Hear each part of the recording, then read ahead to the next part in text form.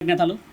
సనాతన ధర్మం ఒక సాధువునైన నేను అఘోరి అని చెప్పుతూ ఎల్లూరి శ్రీనివాస్ ముందుకు వచ్చినప్పటి నుంచి మొదటి నుంచి ధర్మ ప్రయత్నం చేస్తూ ఒక అమ్మాయిని పెళ్లి చేసుకున్నాడని చెప్పిన తర్వాత ఇప్పుడు ఈ అమ్మాయి వచ్చిన తర్వాత కూడా నేను మీరు అడిగిన ఈ ప్రశ్నలన్నీ సమాధానాలు ఏంటంటే పెళ్ళి అని అంటే తాళి కావాలి, తాళి కట్టిన తర్వాత ప్రూఫ్ చూపించాలి.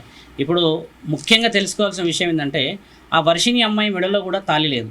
మీరు అది కూడా అందరూ చాలామంది తెలుసుకోవాలి. తాళి ఇంతవరకు ఆ అమ్మాయి చూపించలేదు నాకు కట్టిందని చెప్పి, చైన్ వేసాడు అన్నాడు అదన్నాడు. కానీ ఈయన గారు ఏంటంటే ఆ తాళి వేయడం చేత శారీరక వ్యామోహానికి వాళ్ళని ఒక విధమైన ఆకర్షణ మాత్రమే చేస్తున్నాడు. ఇదొకటి మీరు తెలుసుకోవాలి. ఆ అమ్మాయి చెప్పిన విషయం ఏంటంటే తాళి కట్టడం చేత వీళ్ళిద్దరి మధ్యలో ఒక సంబంధం ఏర్పరచుకోవడం అనేది ఆయన పెట్టుకున్న ఒక ఏర్పాటు.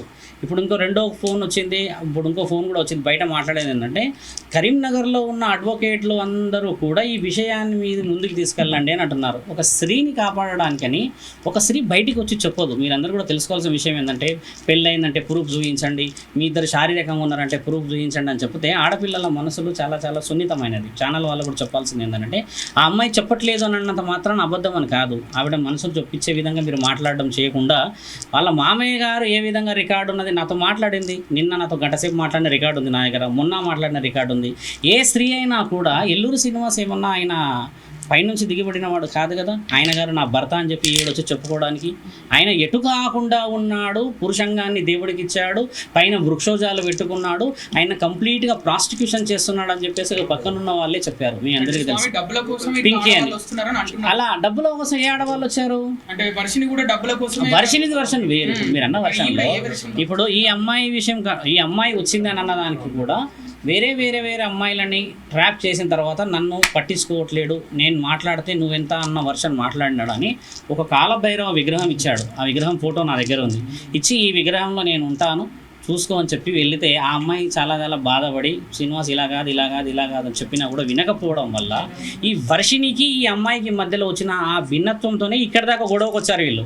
వాళ్ళల్లో ముఖ్యంగా మీరు కూడా మీడియా వాళ్ళు తెలుసుకోవాల్సింది ఏంటంటే అమ్మ, ఇప్పుడు ఛానలైజేషన్ కోసం హెవీగా మనం పోర్ట్రేట్ చేస్తే ఆమె నిజాలు చెప్పలేదు, భయపడి ఎందుకు పోతున్నది, అడ్వకేట్ గారి దగ్గరికి శివరుద్ర దగ్గరికి వచ్చిందనంటే న్యాయం కోసం ధర్మం కోసం పోరాడుతున్నాం కాబట్టి స్వామి ఒక నెల నుంచి చూస్తున్నాం మీ నెంబర్ తీసుకోవడానికని భయం వేసి నేను ఫోన్ చేయట్లేదు అని చెప్పిందంటే ఒక ఆడపిల్ల ఒక సాధువుకు ఫోన్ చేయడానికి భయపడింది అన్నట్టు ఇప్పుడు ఇంతమంది వచ్చి అడుగుతారు అనేది లేదు కదా.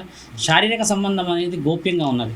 ఎల్లూరి శ్రీనివాస్ గారు అంటే ఆయన తెలివి లేకుండా బిహేవ్ చేసేసి సాధు సంతులు ఇలానే ఉంటున్నారు అంటున్నారు కదా. నిన్న నేను మాట్లాడినంటే కూడా ఎవిడెన్సెస్ ఏ అఘోరా కానీ ఏ సాధువు కానీ శారీరకంగా ముందుకు వచ్చి మేమే గొప్ప అని ఎవరు చెప్పరు. ఇప్పుడు పెళ్ళిళ్ళు చేసుకున్నప్పుడు ఆడపిల్లల్ని మోసం చేసే అర్హత లేదు. పెళ్ళి వేరు, మన శాస్త్రంలో ఉన్న దాని విలువ పవిత్రత వేరు. మీరందరూ కూడా తెలుసుకోవాల్సింది ఏంటంటే ఇప్పుడు ఒక అఘోరాతత్వము ఎత్తేసేసి నేను బ్రహ్మ విష్ణు పరమేశ్వరుడు అన్న తర్వాత ఆడపిల్లలతో పని ఏంటి? సనాతన ధర్మం అని అన్న తర్వాత లోక కళ్యాణం అన్న తర్వాత ఆడపిల్లలతో పని ఏమిటి? ఈరోజు నాతో లైవ్గా మాట్లాడిన రికార్డు ఉంది. ఎల్లూరి శ్రీనివాస్ ఏమన్నాడు, తల్లి కూతుళ్ళ సంబంధం శివరుద్ర సాధువు గారు మీరంటే నాకు చాలా అభిమానము, నేను ఎప్పుడు అందుకే క్వశ్చన్ చేయను అన్న ఆడియో నా దగ్గర ఉంది. కరెక్ట్గా వారం తర్వాత మేమిద్దరం భార్యాభర్తలోనంటే మాట్లాడే ఆ నాలుకకే విలువ లేనప్పుడు అమ్మ ఒక స్త్రీ వచ్చేసి నన్ను ఈ విధంగా వాడుకున్నాడు అని చెప్తుందా? ఈరోజు అడ్వకేట్ గారు ధైర్యం చేసి ఏమన్నారనంటే మేము కొందరికి ఇచ్చుకొని కొన్ని విషయాలు సేకరిస్తేనే కదా ఇప్పుడు కోర్టు వాళ్ళు కూడా తీసుకుంటారు. ఆ అమ్మాయిని మోసం చేసేసాడు అనగానే చట్టం తీసుకుంటుందా అమ్మ? తీసుకోదు కదా. ఇప్పుడు మీరందరూ కూడా ఆలోచించాల్సిందంటే అడ్వకేట్ గారు వారి యొక్క పర్యవేక్షణ చేసి డాక్యుమెంట్ పెట్టిన తర్వాత రుజువు చేశాక ఎల్లూరి శ్రీనివాసులు ఏ విధంగా ముందుకు తీసుకెళ్లాలి, ఆల్రెడీ ఒక ఎఫ్ఐఆర్ బుక్ అయిందన్నారు, ఇంకొకటి మంగళగిరిలో ఉందన్నారు.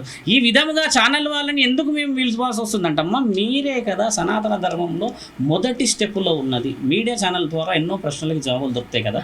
ఇప్పుడు మీరు అడిగిన ప్రశ్న చెప్పు, మీరు ప్రశ్నలు అడగాలంటే అడగండి, జెన్యూన్ ప్రశ్నలు అడగండి. ఇప్పుడు మేము ఇక్కడికి వచ్చిన పర్పస్ ఏంటి? ఆ అమ్మాయి నోటితో ఏం చెప్తుందో ఆ అమ్మాయి ఆల్రెడీ చెప్పేసింది, మీకు తెలియదు, మీరు లేట్ వచ్చారు. కానీ ఆ అమ్మాయి she given a complete discussion. ఏమన్నది? తాళి చూపించింది, తాళి ఇలా చూపిస్తే అయిపోతుందా అని అంటున్నారు మీరు, వాస్తవమే కదా.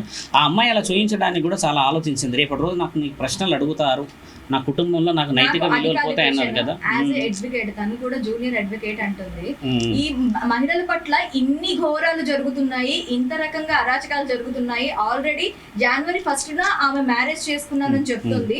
బిఫోరే అఘోరి గురించి రకరకాల కథనాలు వచ్చాయి. అయినప్పటికీ పెళ్లి చేసుకునే అంత లీనియస్ ఎందుకు ఇచ్చింది? ఎవరిచ్చారు? ఈ అమ్మాయి. అలా ఉండదు, మాటలు అనేటిది అలానే ఉంటాయి, మీరు బాగా గమనించాలి. ఈ రోజుల్లో చాలా కేసులు పెండింగ్ ఏమున్నాయి చూడండి. అందమైన భార్యలు ఉన్న వాళ్ళందరికీ ఎందుకు పోయారు అన్న ఫస్ట్ ప్రశ్న. మీరు అన్న క్వశ్చన్ చాలా వైల్డ్ క్వశ్చన్. అది ఎలా చేసింది అని అంటే అమ్మ దానికి 100 రకాల్లో బలహీనతలు ఎన్నో ఉంటాయి. ఇప్పుడు ఏంటంటే ఒక సాధువును కాబట్టి నేను శారీరకమైన సంబంధాల గురించి అంత క్లియర్గా వెళ్ళను. మీడియా సోదరులందరికీ కూడా చెప్పేది ఒకటే విషయం ఏంటంటే, ఒక సాధుతత్వాన్ని ఎత్తుకున్న ఎల్లూరి శ్రీనివాస్ యొక్క విషయం కోసమే వచ్చాను. కానీ ఎల్లూరి శ్రీనివాస్ జీన్స్ టీ-షర్ట్ ఇచ్చుంటే సమాధానాలు మీ అందరు వేరే వాళ్ళు ఇచ్చేవారు. ఆయన పెట్టుకుని నేను బ్రహ్మ విష్ణువు అని ఒళ్ళంతా రుద్రాక్షలు వేసుకొని చితాభస్మం రాసుకొని చేసే ఈ అపవిత్రమైన పనులని ఆపడానికి మాత్రమే సనాతన ధర్మంలో మేమందరం వచ్చాము. మీరందరూ కూడా ఆలోచించాల్సింది ఏంటంటే, ఆ అమ్మాయి ఈరోజు బయటకు వచ్చింది, రేపు రోజు రుజువులు అయితేనే కదా ఆ అమ్మాయి అబద్ధమా నిజమా కాదా తెలుస్తుంది. కాబట్టి ఇప్పుడు అడ్వకేట్ దగ్గర ఎందుకు వచ్చాము? మేము వేరే దగ్గర కూడా వెళ్ళవచ్చు కదా. అలా వెళ్ళడానికి మీరు ఆలోచించాల్సిన విషయం కూడా, న్యాయపరంగా విలువ కోసం వచ్చాము కాబట్టి అక్కడ న్యాయం ఉన్నదా లేదా అని జస్టిస్ చేసుకునే పరిస్థితుల్లో మీరు అందరు ఉన్నారు. కాబట్టి అడ్వకేట్ గారు కూడా ఏ కాగితం పెడితే ఆ కాగితం పెట్టి పోర్ట్రేట్ చేయడానికి రాదు కదమ్మా. ఆవిడ ఏమంటుంది, నన్ను శారీరకంగా కూడా హింస పెట్టాడు అని అంటే, అంగం లేనివాడు ఏ విధంగా హింస పెడతాడని మనం వాడున్నారని వాళ్ళేరు అన్నారని చెప్పేసి అయితే పారిపోయటం కాదు. నా పేరు శివరుద్ర సాధు, ధర్మం గురించి అని ఎన్నో విషయాలు ముందుకు వచ్చాను కాబట్టి అమ్మ మీరు నన్ను ప్రశ్నించవచ్చు. అంటే సార్ మీడియాలో హైలైట్ అవ్వడానికే ఈ విధంగా మొత్తం అలా రాలేరు ఆడపిల్ల. ఎంతమంది ఆడపిల్లలు ఒకసారి చెప్పండి మీడియాలో హైలైట్ కావడానికి? లేదు, అలా రారు, మీరు అనుకోవడం పొరపాటు. అదే ఒకరోజు టైం ఇస్తే అన్ని అడ్వకేట్ గారు ఇస్తారు, ఎవిడెంట్ గా మాట్లాడతారు. నేను కూడా ఎవిడెంట్ ప్రకారం కోసం వచ్చాము. ఒక ప్రశ్న సూటిగా, పెళ్లి అయింది అని చెప్పడానికి గల కారణం, ఎప్పుడైనా వారిని పెళ్లి చేసుకుంటారు అంటే ఫోటోలు ఉంటాయి, తర్వాత ఒకవేళ రిజిస్టర్ ఆఫీస్ లో చేసుకుంటే రిజిస్టర్ సర్టిఫికేట్ ఉంటుంది, వీడియోస్ ఉంటాయి, ఫోటో విజువల్స్ ఉంటాయి. ఎలాంటిది ఏమన్నా ఆమె చెప్పారా? శాస్త్రీయంగా మాట్లాడితే ఆడ మగ పెళ్లి చేసుకుంటే ఒక ప్రూఫ్, ఆడ చేసుకుంటే ఒక ప్రూఫ్, మగ చేసుకుంటే ఒక ప్రూఫ్ ఉంటుంది. ఎటుగా అని తింగరనాయాలు చేసుకుంటే ఏం ప్రూఫ్ ఉంటుంది? దొంగలకి ఏదైనా పెళ్లి కదా, ఎలా ఉంటుంది పెళ్లి? అది పెళ్ళే, పెళ్లి చేసుకున్నారు కదా. నా మాట కండి, మీరు అన్నారు కదా ప్రూఫ్ అంటున్నారు కదా. ఆయన చేసే ఈ దొంగ పనుల కోసమే ప్రూఫ్ లేదు. మీరు ఆలోచించాల్సిన విషయం కూడా అదే. ఎందుకంటే ఇప్పుడు లీగల్గా వచ్చేవాడు అయితే ఎందుకు ఇంత హైడ్ అండ్ సీక్ చేసేవాడు?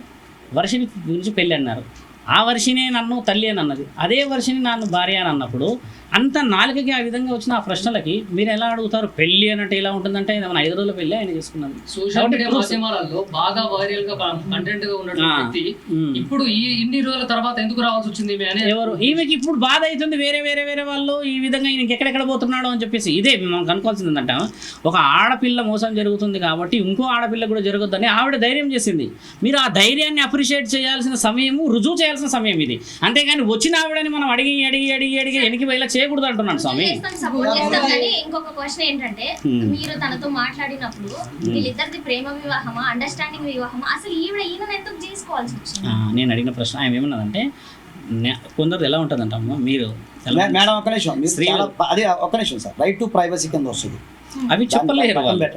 ఇప్పుడు మీరు అడగకూడదు. ఒక నల్లగా దున్నపోతులా ఎర్రగున్న భార్య వచ్చింది అని అంటే ఎలా చేసుకున్నావు అని అడుగుతావు అమ్మను. మనసే చూసి ఒక సైడ్ ఉన్న ఆడియోలు అనేవి రిలీజ్ చేశారు కదా. Conclude for that I will provide both side discussions as a media. ఒక సాధువులా నేను చెప్తున్నా చూడమ్మా, నేను కంప్లీట్ డాటా ఉంటేనే నేను ముందుకు దిగుతా అమ్మా. అంటే నాకేం సరదా తల్లి, ఈరోజు సాధు సంతులందరూ కూర్చున్నారు, ప్రూఫ్స్ ఫోటోస్ అన్ని డాక్యుమెంట్స్ అమ్మ ఇస్తా అన్నారు. అడ్వకేట్ గారు కూడా అదే చెప్పింది కదా. ఈయన గారు ఎలా వెళ్తారు చెప్పండి? ఏం లేని ఈవిడ తీసుకొని డెఫినెట్లీ ఇస్తా.